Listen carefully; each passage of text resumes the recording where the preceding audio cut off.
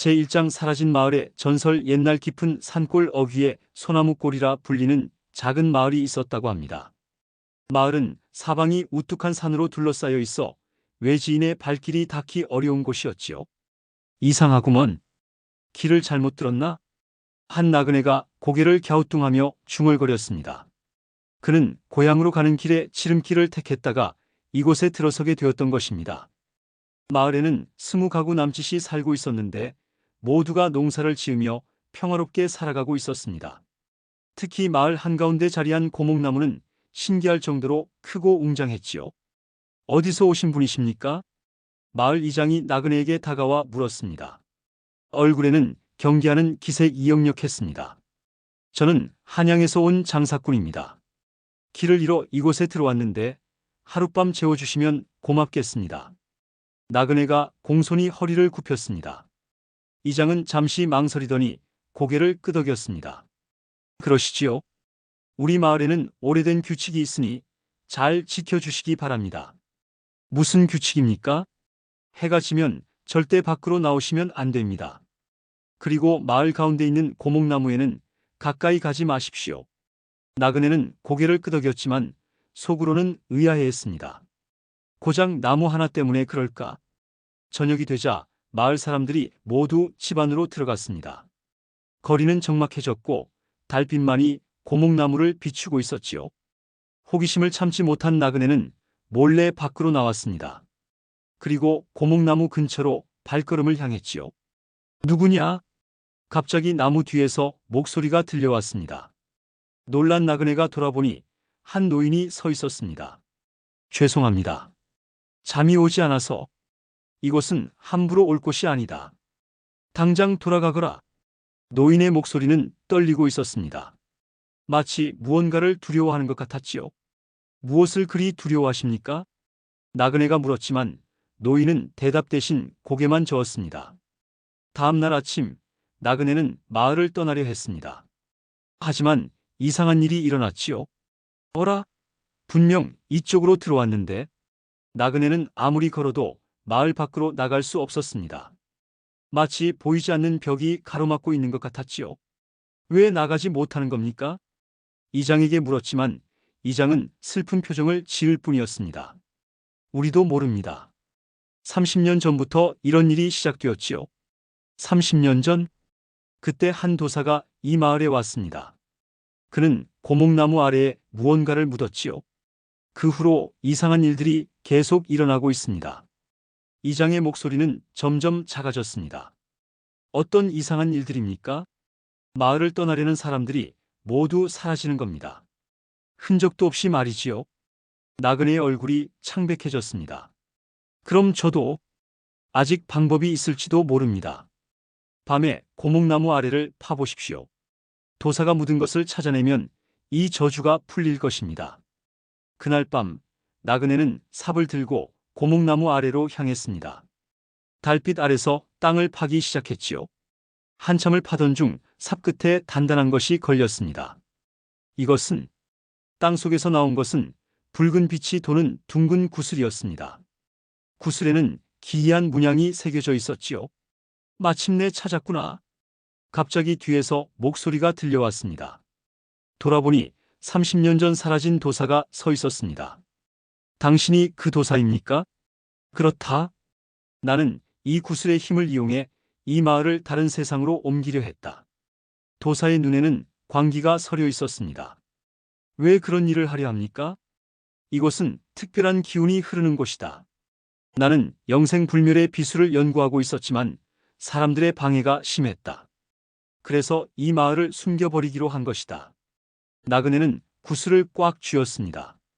이 구슬을 파괴하면 마을 사람들이 자유로워질까요? 그렇다. 하지만 그러면 너도 함께 사라질 것이다.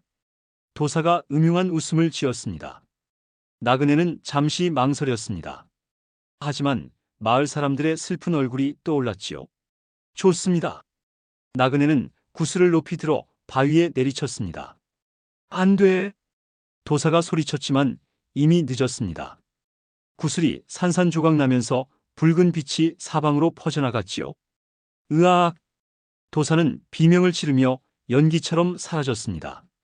그 순간 마을 전체가 환하게 빛나기 시작했습니다. 집들이 하나둘씩 투명해지더니 마침내 완전히 사라져버렸지요. 아침이 밝았을 때 그곳에는 마을의 흔적조차 찾을 수 없었습니다. 다만 큰 고목나무만이 홀로 서 있을 뿐이었지요. 며칠 후 인근 마을 사람들이 이상한 소문을 듣게 되었습니다. 소나무골 사람들이 모두 한양 근처에서 발견되었답니다. 정말입니까? 네, 모두 건강하게 살아있더군요. 다만 지난 30년간의 기억을 전혀 못하더라고요. 그들은 마치 30년 전 그날부터 시간이 멈춰있던 것처럼 젊은 모습 그대로였습니다. 나그네의 행방은 아무도 모릅니다. 어떤 이는 그가 마을 사람들과 함께 다른 곳에서 새 삶을 시작했다고 하고, 또 어떤 이는 그가 구슬과 함께 사라졌다고 합니다. 지금도 그 산골에는 고목나무가 서 있다고 전해집니다. 가끔 지나가는 나그네들이 그 나무 아래에서 이상한 소리를 듣는다고 하지요. 도와주세요. 희미하게 들려오는 목소리가 바람 소리에 섞여 사라진다고 합니다. 어떤 이들은 그 목소리가 아직도 그곳에 남아있는 나그네의 영혼이라고 믿습니다. 그는 지금도 누군가 자신이 구한 마을 사람들의 이야기를 들어주기를 기다리고 있는 것일까요? 마을이 사라진 그 자리에는 지금도 신기한 일들이 벌어진다고 합니다. 보름달이 뜨는 밤이면 안개가 자욱하게 끼면서 마을의 환영이 나타난다는 것입니다. 그 환영 속에서는 사람들이 평화롭게 살아가는 모습이 보인다고 하지요. 아이들이 뛰어노는 웃음소리와 어른들의 정겨운 이야기 소리가 들려온다고 합니다. 하지만 해가 뜨면 모든 것이 사라지고 고목나무만 남는다고 하지요. 혹시 여러분이 깊은 산속에서 혼자 서 있는 고목나무를 만나게 된다면 조심하시기 바랍니다. 그 나무 아래에는 아직도 풀리지 않은 비밀이 숨어 있을지도 모르니까요. 그리고 만약 그곳에서 도움을 청하는 목소리를 듣게 된다면 그것은 아직도 그 자리를 지키고 있는 용감한 나그네의 외침일지도 모릅니다. 소나무골의 전설은 이렇게 끝이 났습니다만 진정한 끝은 아직 오지 않았을 것입니다. 어디선가 새로운 시작을 준비하고 있을 테니까요. 제2장 돌아오지 못한 나그네. 옛날 산골 깊숙한 곳에 잣나무골이라 불리는 마을이 있었습니다. 마을 앞으로는 깊고 넓은 개울이 흐르고 있었는데 그 위에는 오래된 돌다리가 하나 놓여 있었지요. 이 다리는 예사로운 다리가 아니었습니다. 이상한 다리로군. 한 보따리 장수가 다리 앞에서 걸음을 멈췄습니다. 그는 한양에서 약재를 구하러 가던 길이었는데 지름길을 택하다가 이 외진 곳까지 오게 되었던 것입니다. 다리는 검은 돌로 만들어져 있었고 곳곳에 기이한 문양들이 새겨져 있었습니다. 특히 난간에는 용머리 조각이 양쪽 끝에 자리하고 있었는데 그 용의 눈에서 붉은 빛이 희미하게 나고 있었지요. 저것은 무엇인고? 보따리 장수가 용머리를 자세히 보려고 다가갔을 때였습니다. 어서 건너가시오.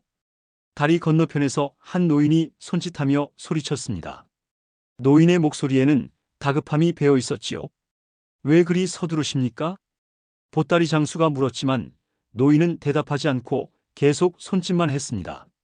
보따리 장수는 의아해하면서도 다리 위에 발을 올렸습니다. 첫 걸음을 내딛는 순간 이상한 일이 일어났지요. 다리가 희미하게 흔들리기 시작했습니다. 마치 살아있는 짐승처럼 꿈틀거리는 것 같았습니다. 더욱 이상한 것은 발밑에서 따뜻한 기운이 올라오는 것이었지요. 이게 대체 무슨...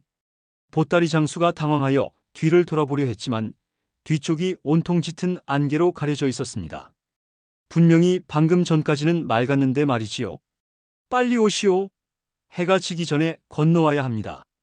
노인의 목소리가 더욱 절박해졌습니다. 보따리 장수는 어쩔 수 없이 발걸음을 재촉했습니다.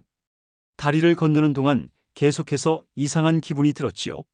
마치 누군가가 자신을 지켜보고 있는 것 같은 느낌이었습니다. 드디어 다리를 다 건넌 보따리 장수를 노인이 반겼습니다. 잘 오셨소. 우리 마을은 오랜만에 손님을 맞이하는군요. 고맙습니다만 저는 급한 일이 있어서 곧 떠나야 합니다. 한양으로 가야 할 일이 있거든요. 노인의 얼굴이 갑자기 어두워졌습니다. 그럴 리가 없소. 한번 이 다리를 건넌 사람은 쉽게 돌아갈 수 없답니다. 무슨 말씀입니까? 보따리 장수의 얼굴이 굳었습니다. 이 다리는 보통 다리가 아니오. 300년 전 한도승이 만든 특별한 다리지요. 한번 건너온 사람은 아무튼 마을로 가서 차근차근 설명해 드리지요.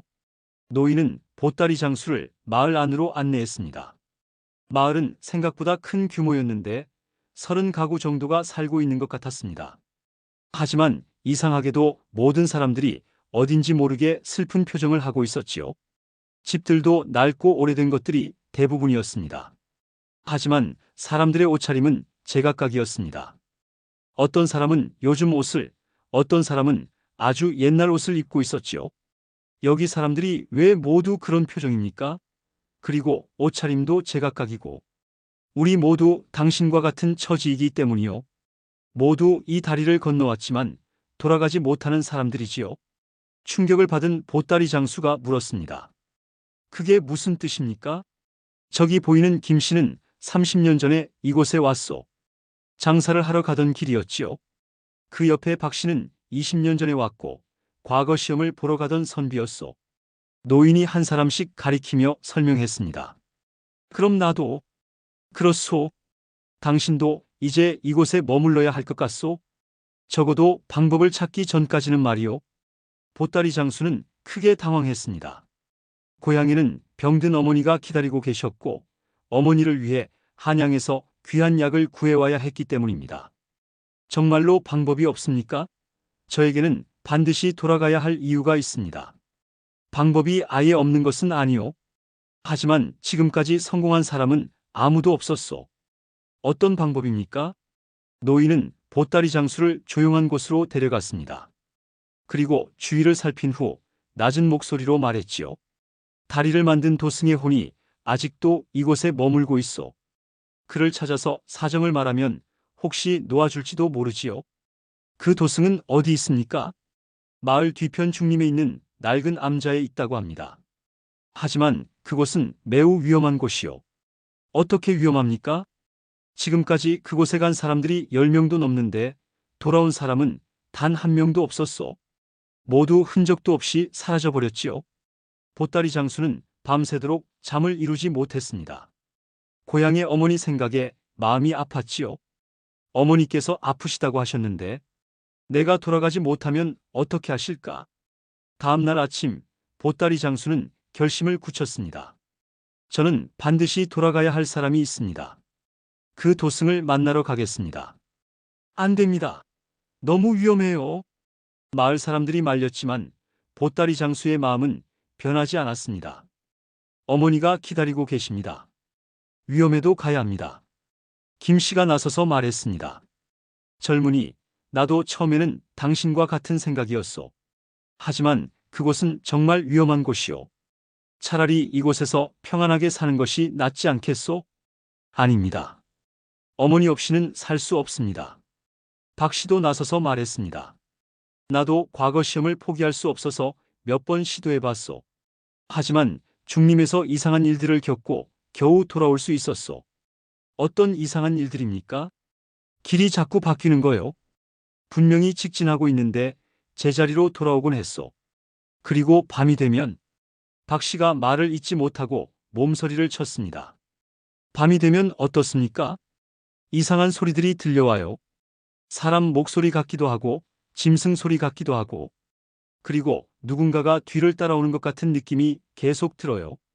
그래도 보따리 장수는 포기하지 않았습니다. 그래도 가보겠습니다. 오후가 되어서야 보따리 장수는 중림을 향해 떠났습니다. 마을 사람들은 모두 걱정스러운 표정으로 그를 배웅했지요. 조심하시오. 무리하지 마시오. 중림으로 가는 길은 처음에는 평범했습니다. 하지만 점점 깊숙이 들어갈수록 이상한 일들이 벌어지기 시작했지요. 어라? 방금 이곳을 지나갔는데 길이 자꾸 바뀌는 것이었습니다. 분명히 직진했는데 다시 원점으로 돌아와 있었지요. 이상하다. 다시 가보자. 이번에는 조심스럽게 나무에 표시를 하면서 걸었습니다. 하지만 역시 같은 일이 반복되었습니다. 해가 지기 시작하자 더욱 이상한 일들이 일어났습니다. 후, 바람 소리인지 누군가의 한숨 소리인지 분간하기 어려운 소리가 사방에서 들려왔습니다. 도와줘! 살려줘! 희미한 목소리들이 중림사리에서 들려오기 시작했습니다. 보따리 장수는 두려웠지만 포기하지 않았습니다. 어머니를 생각하며 계속 걸어갔지요. 어머니, 조금만 기다리세요. 반드시 돌아가겠습니다. 그때였습니다. 갑자기 앞에서 환한 불빛이 보였습니다. 저게 뭐지? 다가가 보니 낡은 암자가 나타났습니다. 문은 굳게 닫혀 있었고 창문 사이로 촛불이 깜빡이고 있었지요. 도승님, 계십니까? 보따리 장수가 문을 두드렸습니다. 한참 후에 안에서 늙은 목소리가 들렸습니다. 누구냐? 이 밤중에 누가 찾아오는 것이냐? 저는 다리를 건너온 나그네입니다. 고향으로 돌아갈 방법을 알고 싶어서 왔습니다. 문이 천천히 열리면서 백발의 늙은 도승이 나타났습니다. 도승의 얼굴은 깊은 주름으로 가득했고 눈빛에는 슬픔이 가득했지요. 너도 그 다리에 걸린 것이구나. 안으로 들어오거라. 암자 안은 간소했습니다. 낡은 돗자리 하나와 촛불 그리고 불상이 전부였지요. 도승님, 제발 저를 돌아갈 수 있게 해주십시오. 고향에는 병든 어머니가 계십니다. 도승은 보따리 장수를 자세히 살펴보더니 깊은 한숨을 쉬었습니다. 그 다리는 내가 젊었을 때 만든 것이다.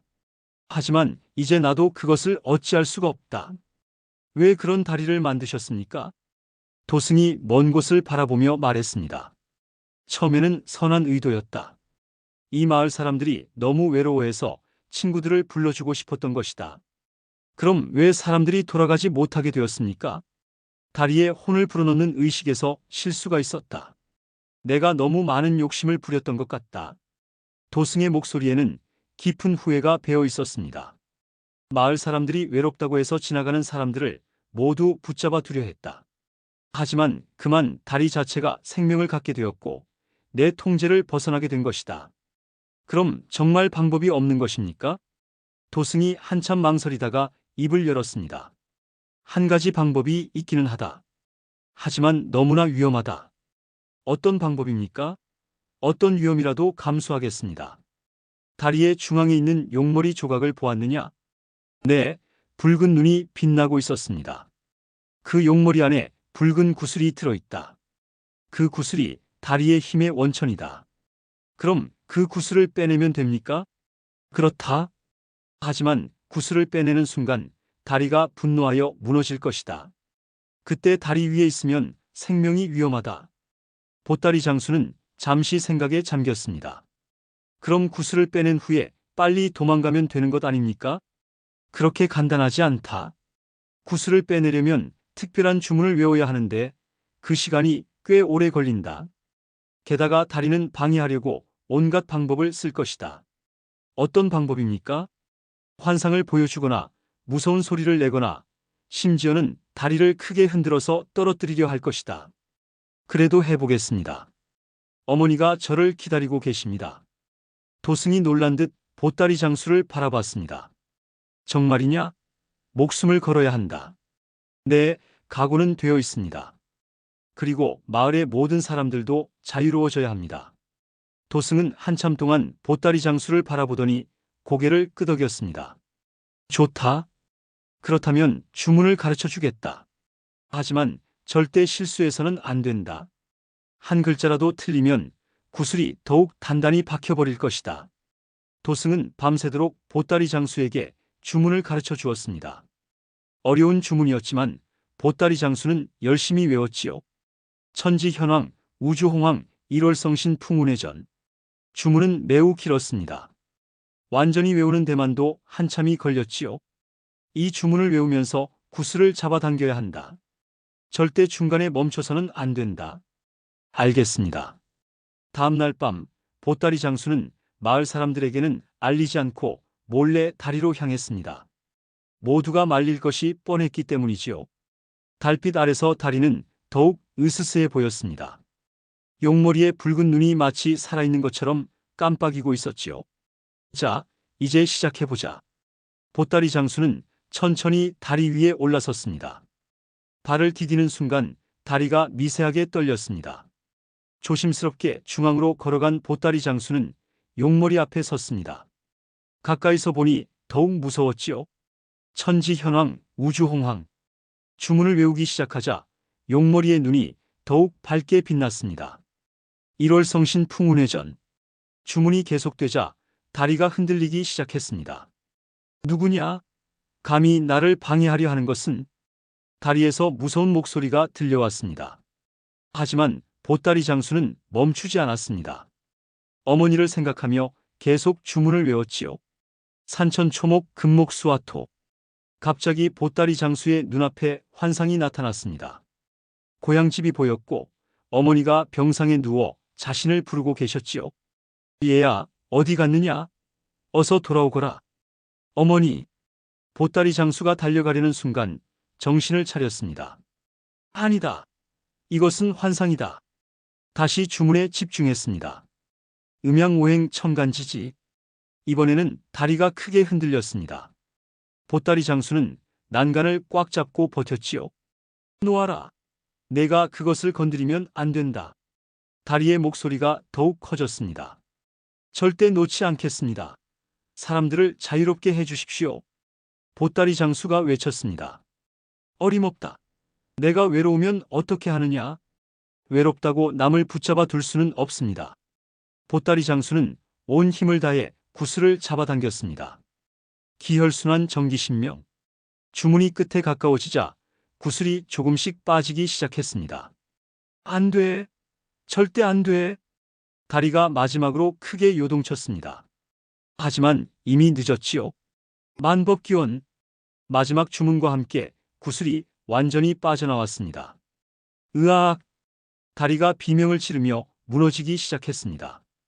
보따리 장수는 구슬을 품에 안고 재빨리 뛰어내렸지요. 위험해. 마을 사람들이 달려와서 소리쳤습니다. 모두 큰 소음에 깨어나온 것이었습니다. 보따리 장수는 간신히 안전한 곳으로 피했습니다.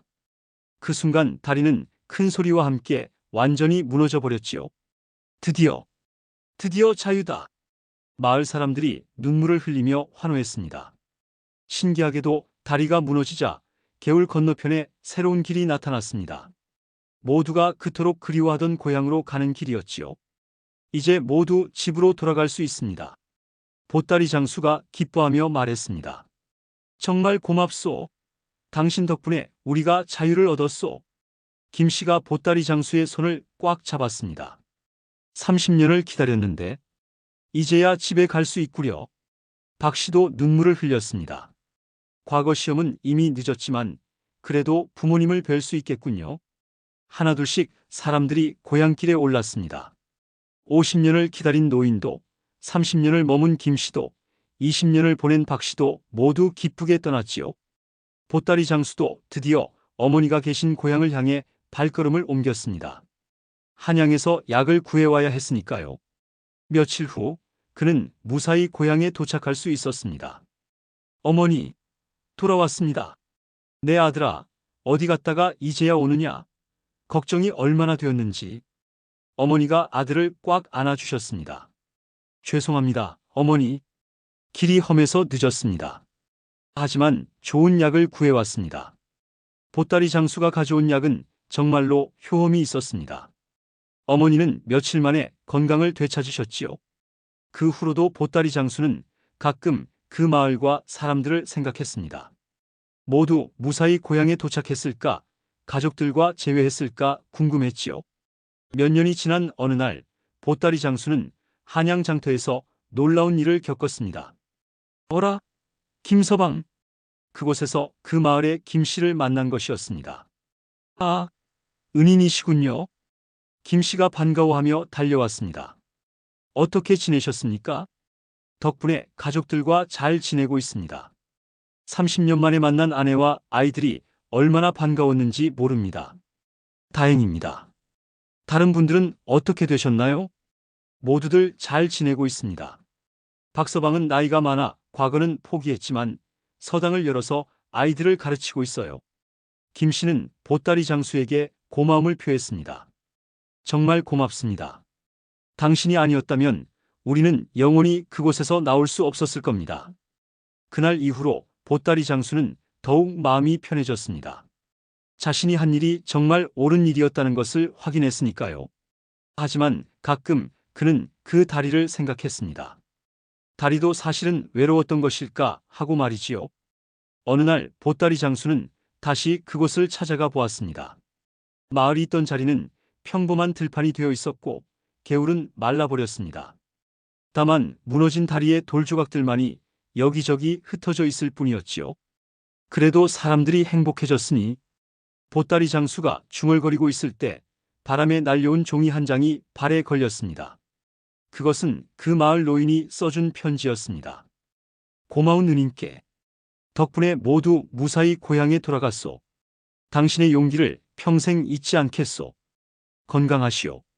보따리 장수는 미소를 지으며 편지를 소중히 품에 넣었습니다. 그 후로 그는 더 이상 그곳을 찾지 않았습니다. 하지만 가끔 꿈에서 그 사람들을 만나곤 했지요. 꿈속에서 그들은 모두 행복해 보였습니다. 지금도 그 자리에는 돌조각들이 남아있다고 합니다. 그리고 보름달이 뜨는 밤이면 다리의 환영이 나타난다고 하지요. 하지만 그 환영의 다리는 더 이상 사람들을 붙잡아 두지 않습니다. 그저 길을 잃은 나그네들에게 올바른 길을 안내해 줄 뿐이라고 합니다. 어떤 이들은 그 환영 속에서 보따리 장수의 모습을 봤다고도 합니다. 그는 여전히 그곳을 지키며 혹시 다시 누군가 갇히게 될까봐 걱정하고 있는 것일까요? 가끔 그곳을 지나는 나그네들이 이상한 경험을 한다고 합니다. 길을 잃고 헤맬 때 갑자기 앞에서 보따리를 맨 사람이 나타나서 길을 안내해 준다는 것입니다. 이쪽으로 오시오. 안전한 길이 있습니다. 그 사람을 따라가면 어느새 큰 길가에 나와 있다고 하지요. 하지만 고맙다고 인사하려고 뒤돌아보면 아무도 없다고 합니다. 또한 그곳 근처에서는 신기한 일들이 자주 벌어진다고 합니다. 병든 사람이 그 돌조각 근처에서 하룻밤을 보내면 병이 나았다는 이야기도 있고 길을 잃은 아이들이 무사히 집으로 돌아왔다는 이야기도 있지요. 사람들은 그것이 보따리 장수의 선한 영혼이 아직도 그곳에서 사람들을 돕고 있기 때문이라고 믿습니다. 한편 그 마을에서 해방된 사람들은 각자 새로운 삶을 시작했습니다. 김 씨는 장사를 다시 시작해서 큰 성공을 거두었고 박 씨는 서당을 열어 많은 제자들을 가르쳤습니다. 그들은 모두 한 가지 공통점이 있었습니다. 매년 그날을 기념해서 가난한 사람들을 도왔던 것입니다. 우리가 자유를 얻은 것도 한 사람의 희생 덕분이었다. 이제 우리도 남을 도와야 한다. 그들의 선행은 주변 사람들에게 감동을 주었고 점점 더 많은 사람들이 함께 참여하게 되었습니다. 보따리 장수도 어머니를 정성껏 돌보며 행복한 나날을 보냈습니다. 어머니가 완전히 건강해지신 후에는 다시 장사를 시작했는데 이번에는 더 큰 마음으로 사람들을 대했습니다. 모든 사람에게는 소중한 가족이 있다. 나도 그런 가족을 위해 최선을 다해야 한다. 그의 진실한 마음은 고객들에게 전해졌고 그의 가게는 늘 사람들로 붐볐습니다. 몇 년 후 보따리 장수는 좋은 부인을 만나 결혼을 했습니다. 부인도 착한 마음씨를 가진 분이었지요. 당신이 그런 일을 겪었군요. 정말 용감하셨어요. 부인은 남편의 이야기를 듣고 감탄했습니다. 용감한 것이 아니라 어쩔 수 없었던 것입니다. 어머니를 두고는 살 수 없었으니까요. 그래도 다른 사람들까지 구해내셨잖아요. 정말 자랑스러워요. 그들은 행복한 가정을 꾸렸고 귀여운 아이들도 낳았습니다. 보따리 장수는 아이들에게 항상 말해 주었지요. 가족은 세상에서 가장 소중한 것이란다. 그리고 어려운 사람이 있으면 도와주어야 한다. 아이들은 아버지의 이야기를 들으며 자랐고 모두 착한 마음씨를 가진 사람으로 성장했습니다. 세월이 흘러 보따리 장수가 늙었을 때 그는 가끔 그 다리 이야기를 사람들에게 들려주곤 했습니다. 옛날에 말이지, 한 번 건너면 돌아올 수 없는 다리가 있었단다. 사람들은 그의 이야기를 재미있어 했지만 대부분은 전설로만 여겼습니다. 하지만 가끔 그 이야기를 듣고 감동받는 사람들이 있었지요. 정말 용감한 분이셨겠어요. 가족을 위해서라면 무엇이든 할 수 있는 거네요. 그의 이야기는 입에서 입으로 전해져서 많은 사람들에게 감동을 주었습니다. 그리고 그 이야기를 들은 사람들은 자신의 가족을 더욱 소중히 여기게 되었지요.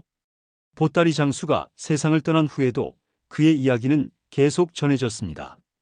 그리고 그 이야기를 들은 사람들은 어려운 일이 있을 때마다 그의 용기를 떠올리며 힘을 얻었습니다.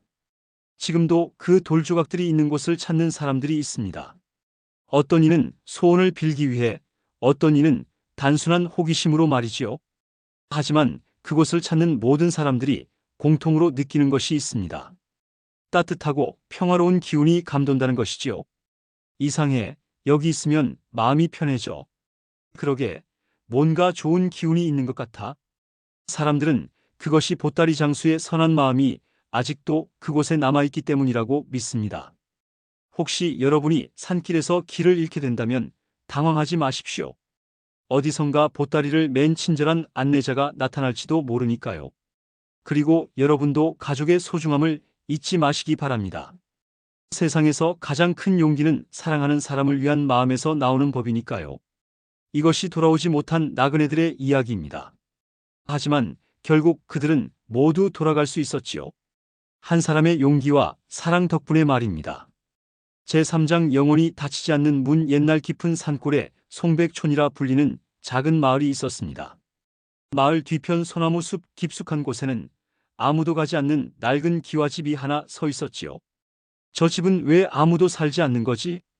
한 젊은 선비가 마을에 머물면서 궁금해했습니다. 그는 과거 시험을 보러 가던 길에 비를 피하려고 이 마을에 들른 것이었습니다.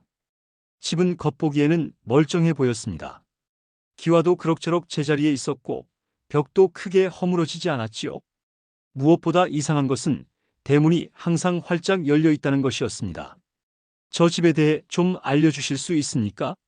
선비가 주막 주인에게 물었습니다. 주인의 얼굴이 갑자기 굳어졌습니다. 그 집 말입니까? 그곳은 들어가면 안 되는 곳입니다. 왜 그렇습니까? 주인이 있습니까? 주인은 오래전에 사라졌습니다. 하지만 그 집은 아직도. 주인이 말을 잇지 못하고 주위를 둘러보았습니다. 아직도 어떻습니까? 살아있습니다. 집이 살아있다는 게 무슨 뜻입니까? 주인이 한숨을 쉬며 말했습니다. 그 집은 보통 집이 아닙니다. 100년 전에 한 도사가 지은 집인데 특별한 술법을 써서 만들었다고 합니다. 선비는 더욱 호기심이 생겼습니다. 어떤 술법입니까? 영원히 사라지지 않는 집을 만들려고 했다고 합니다. 하지만 그만 잘못된 것 같습니다. 어떻게 잘못됐습니까? 주인이 목소리를 낮추어 말했습니다. 문이 항상 열려 있는데도 아무도 들어갈 수 없습니다. 많은 사람들이 시도해봤지만 모두 실패했지요. 그게 무슨 말입니까? 문이 열려 있으면 들어갈 수 있는 게 당연하지 않습니까? 직접 가보시면 알 것입니다. 하지만 절대 무리하지는 마십시오. 그날 밤 선비는 잠이 오지 않아서 밖으로 나왔습니다. 달이 밝아서 길이 환히 보였지요. 한번 가보자. 선비는 그 집을 향해 걸어갔습니다. 소나무 숲을 지나니 과연 낡은 기와집이 나타났습니다. 대문은 활짝 열려 있었고 안쪽에서는 희미한 불빛이 새어나오고 있었지요. 누가 살고 있나? 선비가 대문 앞에 섰습니다. 문턱을 넘으려고 발을 내밀었는데 이상한 일이 일어났습니다. 어라? 발이 보이지 않는 벽에 막혔습니다. 분명히 문이 열려 있는데 들어갈 수가 없었지요. 이상하다. 선비가 손을 뻗어봤지만 역시 마찬가지였습니다. 마치 투명한 벽이 가로막고 있는 것 같았습니다. 여보시오, 안에 계십니까? 선비가 소리쳤지만 대답이 없었습니다. 그때 집안에서 누군가의 목소리가 들려왔습니다. 들어오시오. 문이 열려 있습니다. 분명히 누군가 있는 것 같았습니다. 하지만 아무리 노력해도 들어갈 수 없었지요. 저는 들어갈 수가 없습니다. 왜 들어오지 않으십니까? 문이 활짝 열려 있는데요. 안에서 답답해하는 목소리가 들렸습니다. 선비는 이상해서 집 주위를 돌아보았습니다. 창문들도 모두 열려 있었지만 역시 들어갈 수 없었습니다. 도대체 무슨 일이지? 다음 날 아침 선비는 마을 사람들에게 어젯밤 일을 말했습니다. 역시 그랬군요. 한 노인이 고개를 끄덕였습니다. 저도 젊었을 때 한번 가본 적이 있습니다. 똑같았어요. 그럼 안에 있다는 사람은 누구입니까? 그것도 모르겠습니다. 하지만 항상 누군가 있는 것 같더군요. 마을의 이장이 나서서 말했습니다. 그 집에는 오래된 이야기가 있습니다. 어떤 이야기입니까? 100년 전에 그 집을 지은 도사의 이야기입니다. 이장이 사람들을 둘러보더니 입을 열었습니다.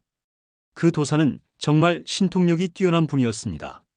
사람들의 병도 고치고 날씨도 맞추고 미래도 내다봤지요. 그런 분이 왜 그런 집을 지었습니까? 도사에게는 하나뿐인 딸이 있었습니다. 그 딸을 무척이나 사랑했지요. 그 딸에게 무슨 일이 있었나요? 이장의 얼굴이 어두워졌습니다. 딸이 병에 걸렸습니다. 아무리 좋은 약을 써도 낫지 않았어요. 도사는 딸을 위해 특별한 집을 지으려고 했습니다. 어떤 집입니까? 죽음조차 들어올 수 없는 집을 말입니다. 영원히 안전한 집을 만들려고 했던 것이지요. 선비가 놀라며 물었습니다. 그래서 집이 그렇게 된 것입니까? 그런 것 같습니다. 하지만 뭔가 잘못된 것 같아요. 죽음뿐만 아니라 살아있는 사람도 들어갈 수 없게 되었으니까요. 그럼 딸은 어떻게 되었습니까? 그건 아무도 모릅니다. 어떤 이는 집 안에서 영원히 살고 있다고 하고 어떤 이는 이미 세상을 떠났다고 합니다. 선비는 더욱 궁금해졌습니다. 혹시 그 도사는 어디 있습니까? 도사는 집을 완성한 후에 사라졌습니다. 어디로 갔는지 아무도 모르지요. 그럼 그 집 안의 목소리는 그게 딸의 목소리인지 아니면 다른 누군가의 목소리인지 알 수 없습니다. 며칠이 지나도 선비는 그 집에 대한 생각을 떨쳐낼 수 없었습니다. 안에 누군가 있다면 도와줘야 하지 않을까. 선비는 다시 그 집을 찾아갔습니다. 이번에는 낮에 갔지요. 여보시오. 저번에 온 선비입니다. 집 안에서 반가운 목소리가 들려왔습니다. 아, 오셨군요. 기다렸습니다. 저는 들어가고 싶어도 들어갈 수가 없습니다. 무슨 방법이 없을까요? 저도 나가고 싶어도 나갈 수가 없습니다. 안에서 슬픈 목소리가 들렸습니다. 당신은 누구십니까? 저는 이 집에 갇힌 사람입니다. 언제부터 거기 계셨습니까? 오래됐습니다. 아주 오래됐어요. 선비는 마음이 아팠습니다. 제가 도와드릴 방법을 찾아보겠습니다. 고맙습니다. 오랫동안 혼자 있었는데 누군가와 이야기할 수 있어서 기쁩니다. 선비는 매일 그 집을 찾아가서 안에 있는 사람과 이야기를 나누었습니다. 당신은 어떤 분이십니까? 저는 과거 시험을 보러 가는 선비입니다. 과거 시험이요? 저도 공부를 좋아했는데 어떤 공부를 하셨나요? 시와 글을 좋아했습니다. 아버지가 많은 책을 사주셨거든요. 이야기를 나누면서 선비는 안에 있는 사람이 여자라는 것을 알게 되었습니다. 그리고 그 목소리는 젊은 여인의 목소리 같았지요. 혹시 당신이 그 도사의 딸입니까? 한참 침묵이 흘렀습니다. 어떻게 하셨나요? 마을 사람들에게 이야기를 들었습니다. 그렇다면 아버지는 어디 계신가요? 죄송합니다. 아버지는 오래전에 사라지셨다고 합니다. 그렇군요. 저 혼자 남겨두고. 여인의 목소리에 깊은 슬픔이 배어 있었습니다. 아버지가 저를 위해서 이 집을 지어주셨어요. 영원히 안전하게 살 수 있는 집을요. 하지만 이렇게 갇혀 있으면 무슨 의미가 있습니까? 그것도 그렇네요. 안전하긴 하지만 너무 외롭습니다. 선비는 며칠 밤을 새워가며 방법을 생각해 봤습니다. 그러다가 한 가지 아이디어가 떠올랐지요. 혹시 문제가 문에 있는 것이 아니라 집 자체에 있는 것은 아닐까? 다음 날 선비는 마을에서 가장 나이 많은 할머니를 찾아갔습니다. 할머니, 그 도사에 대해 더 자세히 알고 계신 것 없습니까? 글쎄, 그 도사는 참 이상한 분이었어. 어떻게 이상했습니까? 딸만 보면 세상이 다 멈추는 것 같더라고. 딸이 아프니까 정신을 못 차리더군. 집을 지을 때 뭔가 특별한 일이 있었나요? 할머니가 잠시 생각하더니 말했습니다. 아, 그러고 보니 이상한 일이 하나 있었지. 무엇입니까? 집을 다 짓고 나서 도사가 이상한 의식을 했어. 밤새도록 주문을 외우면서 말이야. 어떤 주문이었습니까? 잘 들리지는 않았지만 뭔가 집을 살아있게 만드는 주문 같더라고. 선비의 눈이 번쩍였습니다. 집을 살아있게 만든다고요? 그렇지. 그때부터 그 집이 이상해졌거든. 딸을 집 안으로 들여보낸 후에는 도사도 들어가지 못하더라고. 도사도 못 들어갔다고요? 그렇다네. 며칠 동안 문 앞에서 울부짖다가 결국 어디론가 사라져버렸어. 선비는 이제 상황을 이해할 수 있었습니다. 집이 딸을 지키려고 아무도 들어오지 못하게 하는 것이군요. 그날 밤 선비는 다시 그 집을 찾아갔습니다. 오늘도 오셨군요. 네, 당신을 위해 방법을 찾아봤습니다. 정말입니까? 어떤 방법인가요? 집 자체가 살아있는 것 같습니다. 당신을 지키려고 아무도 들어오지 못하게 하는 것 같아요. 그렇다면 어떻게 해야 하나요? 집을 설득해야 할 것 같습니다. 집을 설득한다고요? 선비는 집을 향해 말했습니다. 이 집아, 내가 주인을 지키려는 마음은 알겠다. 하지만 이렇게 가두어 놓으면 주인이 행복하지 않다. 그러자 집이 미세하게 흔들렸습니다. 주인도 바깥 세상을 보고 싶어 한다. 사람들과 만나고 싶어 한다. 집이 더 크게 흔들렸습니다. 안전한 것도 중요하지만 자유도 중요하다. 안에서 여인의 목소리가 들려왔습니다. 맞습니다. 저는 밖으로 나가고 싶어요. 집이 슬픈 소리를 내는 것 같았습니다. 마치 우는 소리 같았지요. 집아, 내 마음을 안다. 하지만 진정으로 주인을 사랑한다면 주인의 행복을 생각해야 한다. 집의 흔들림이 점점 약해졌습니다. 주인이 원한다면 나갈 수 있게 해 주어라. 그리고 주인이 원한다면 다시 돌아올 수 있게도 해 주어라. 그때 집안에서 여인이 말했습니다. 집아, 고마웠어. 나를 지켜주려고 애썼구나. 하지만 이제는 나를 보내줘. 집에서 긴 한숨 소리가 들렸습니다. 그리고 갑자기 집 전체가 환하게 빛났지요. 선비가 놀라며 보니 보이지 않던 벽이 사라져 있었습니다. 들어갈 수 있습니다. 선비가 조심스럽게 문을 넘었습니다. 드디어 집 안으로 들어갈 수 있었던 것입니다. 집 안은 깔끔하게 정리되어 있었습니다. 그리고 방 안에는 아름다운 여인이 앉아 있었지요. 드디어 만났군요. 여인이 눈물을 흘리며 말했습니다. 오랜 세월 혼자 있었는데 이렇게 누군가를 만나니 선비도 감동을 받았습니다. 이제 밖으로 나가실 수 있습니다. 정말요? 정말 나갈 수 있나요? 여인이 조심스럽게 문으로 다가갔습니다. 그리고 드디어 문 밖으로 발을 내디뎠지요.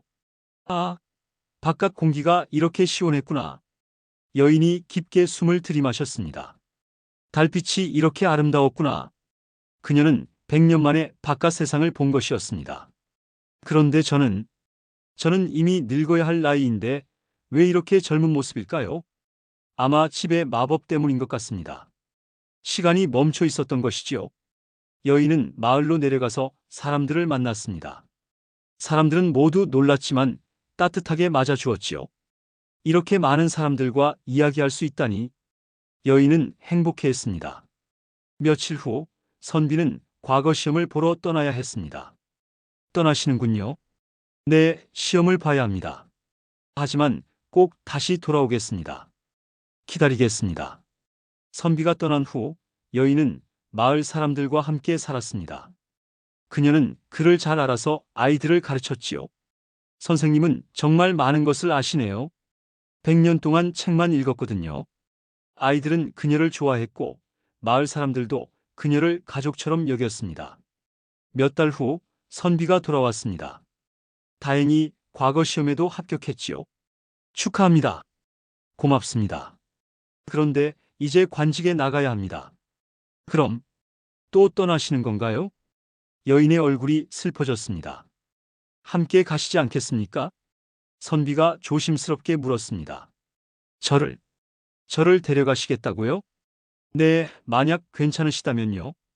여인의 눈에서 눈물이 흘렀습니다. 좋습니다. 함께 가겠습니다. 두 사람은 결혼을 하고 함께 한양으로 떠났습니다. 선비는 좋은 관리가 되었고 여인은 현명한 아내가 되었지요. 그들에게는 예쁜 아이들도 태어났습니다. 여인은 아이들에게 자신의 경험을 들려주었어요. 엄마는 오랫동안 집에 갇혀 있었단다. 하지만 좋은 사람을 만나서 자유로워질 수 있었어. 그럼 그 집은 지금 어떻게 되었나요? 그 집은 아직도 그곳에 있단다. 하지만 이제는 누구나 들어갈 수 있어. 실제로 그 집은 변했습니다.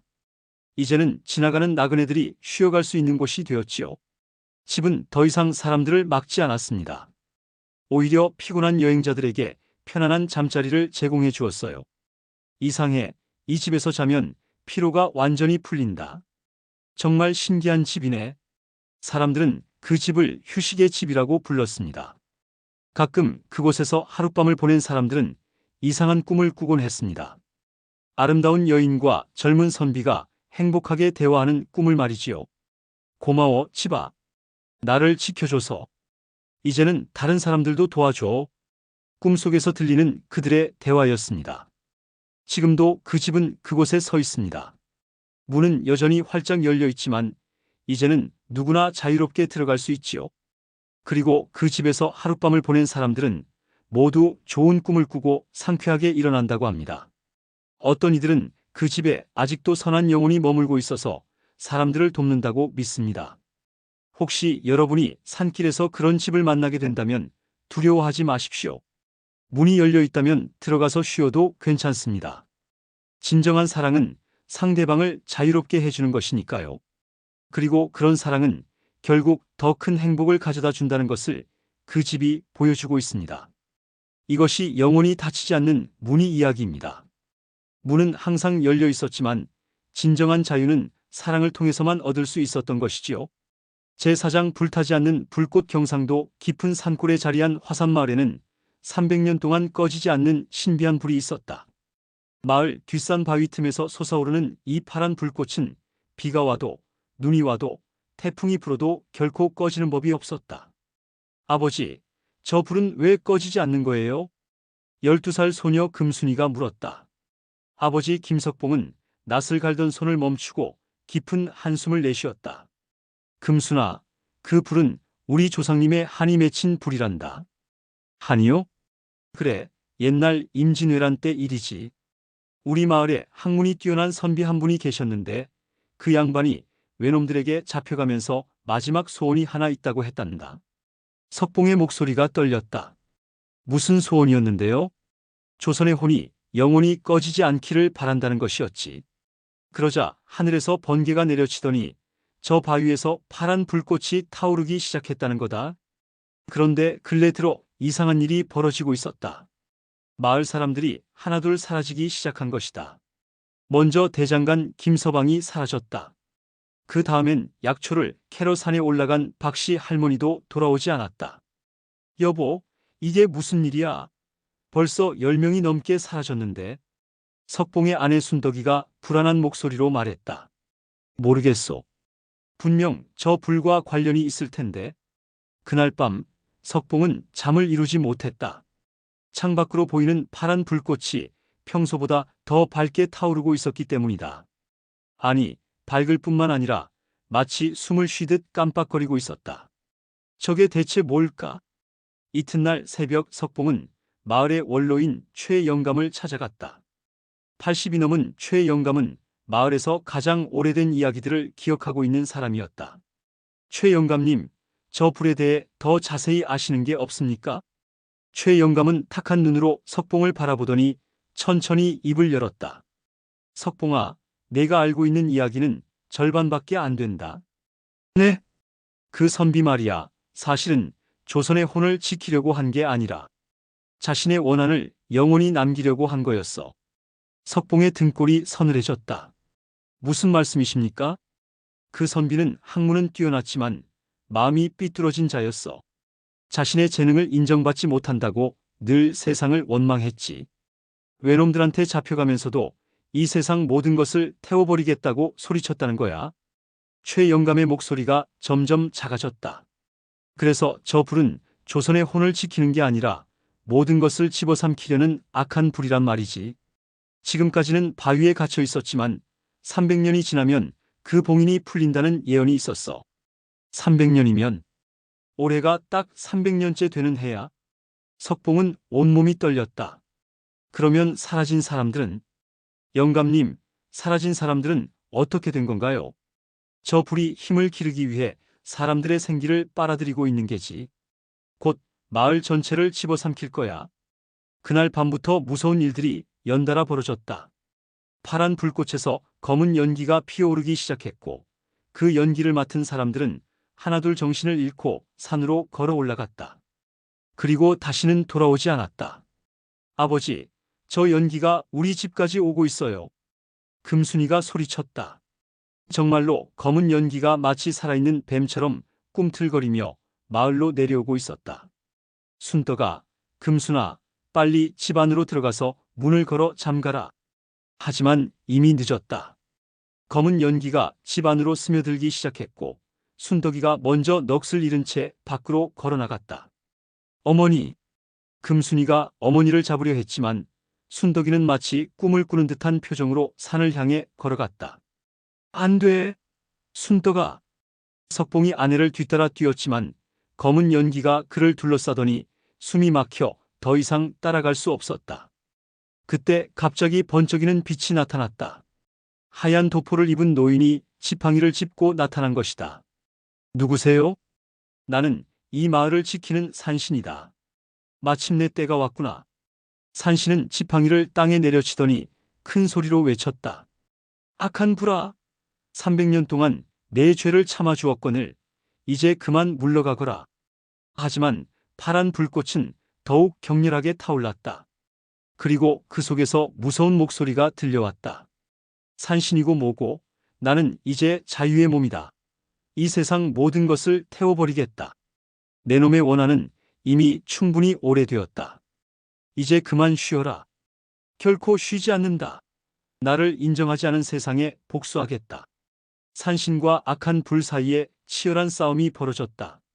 산이 흔들리고 바위가 부서지며 천둥 소리가 울렸다. 석봉아, 내가 도와야 한다. 제가요? 저는 그냥 평범한 농부인데. 아니다. 너는 이 마을에서 가장 순수한 마음을 가진 자다. 내 마음에 힘이 필요하다. 석봉은 떨리는 다리로 산신 곁으로 다가갔다. 산신이 그의 손을 잡았다. 마음속으로 이 마을을 사랑하는 마음을, 가족을 사랑하는 마음을 생각해라. 그 사랑의 힘이 악한 불을 이길 수 있다. 석봉은 눈을 감고 온 마음을 다해 생각했다. 아내와 딸을 사랑하는 마음, 이웃들을 아끼는 마음, 고향 땅을 소중히 여기는 마음을. 그러자 놀라운 일이 벌어졌다. 석봉의 가슴에서 따뜻한 금빛 빛이 나오기 시작한 것이다. 그 빛이 점점 커져서 파란 불꽃을 둘러쌌다. 이게 뭐냐? 이 따뜻한 빛은? 악한 불의 목소리가 당황스러워했다. 이것이 바로 진정한 사랑의 힘이다. 원한과 미움으로는 절대 이길 수 없는 힘이지. 금빛 빛이 점점 밝아지자 파란 불꽃이 서서히 작아지기 시작했다. 그리고 그 불 속에서 또 다른 목소리가 들려왔다.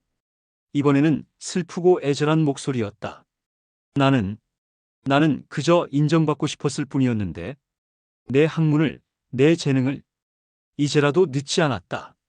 그 원한을 내려놓아라. 하지만 너무 오랫동안 미워했는데 미움보다 사랑이 더 강하다. 용서받고 싶다면 먼저 용서하는 법을 배워야 한다. 파란 불꽃 속에서 선비의 모습이 나타났다. 300년 동안의 원한으로 일그러졌던 얼굴이 점점 평온해지고 있었다. 나는 정말 잘못했구나. 내 개인적인 원망 때문에 죄 없는 사람들을 해쳤구나. 선비는 석봉을 바라보았다. 농부여, 고맙다. 내 순수한 마음이 나를 깨우쳐 주었구나. 이제야 진정한 평안을 찾을 수 있겠다. 그러자 파란 불꽃이 서서히 하얀 빛으로 바뀌기 시작했다. 그리고 그 따뜻한 빛 속에서 사라진 사람들이 하나둘 돌아오기 시작했다. 맨 먼저 순덕이가 나타났고 이어서 김서방, 박씨 할머니 등 모든 마을 사람들이 돌아왔다. 어머니! 금순이가 어머니 품에 안겼다. 금순아, 미안하다. 아무것도 기억이 안 나네. 괜찮아요, 어머니. 이제 다 끝났어요. 하얀 빛은 점점 약해지더니 마침내 완전히 사라졌다. 300년 동안 꺼지지 않았던 불이 드디어 꺼진 것이다. 산신이 석봉의 어깨에 손을 올렸다. 고맙다, 석봉아. 내 덕분에 이 마을이 평안을 찾았구나. 저는 아무것도 한 게 없는데요. 아니다. 너는 가장 어려운 일을 해냈다. 미움을 사랑으로 이겨낸 것이지. 산신은 미소를 지으며 사라졌다. 그 후 화산마을은 정말 평화로운 마을이 되었다. 더 이상 사람들이 사라지는 일도 없었고 마을 사람들은 서로를 더욱 아끼고 사랑하게 되었다. 석봉은 아내와 딸과 함께 평범하지만 행복한 나날을 보냈다. 그리고 가끔 뒷산을 바라보며 생각했다. 미움과 원한은 자신을 갉아먹는 독과 같구나. 하지만 사랑과 용서는 모든 것을 치유하는 약이로구나. 어느 날 금순이가 물었다. 아버지, 그럼 저 선비는 지금 어디에 있을까요? 글쎄, 아마 평안한 곳에서 진정한 휴식을 취하고 있을 거야. 그리고 언젠가는 다시 태어나서 이번에는 사랑을 배우게 될 거다. 그럼 우리도 다른 사람들을 미워하지 말아야겠네요. 그래, 금순아. 미움은 결국 자신을 해치지만 사랑은 모든 것을 치유한단다. 해가 저물어가는 뒷산을 바라보며 석봉 가족은 따뜻한 저녁을 맞이했다. 이제 더 이상 무서운 불꽃은 없었다. 대신 마을 사람들의 마음속에 따뜻한 사랑의 불꽃이 타오르고 있었다. 그리고 그 사랑의 불꽃은 원한의 불꽃과는 달리 결코 다른 사람을 해치지 않으면서도 영원히 꺼지지 않을 것이었다. 훗날 화산마을 이야기는 멀리까지 전해져서 사람들은 이렇게 말하곤 했다. 미움의 불은 모든 것을 태우지만 결국 자신도 태워버린다. 하지만 사랑의 불은 모든 것을 따뜻하게 하면서 영원히 타오른다.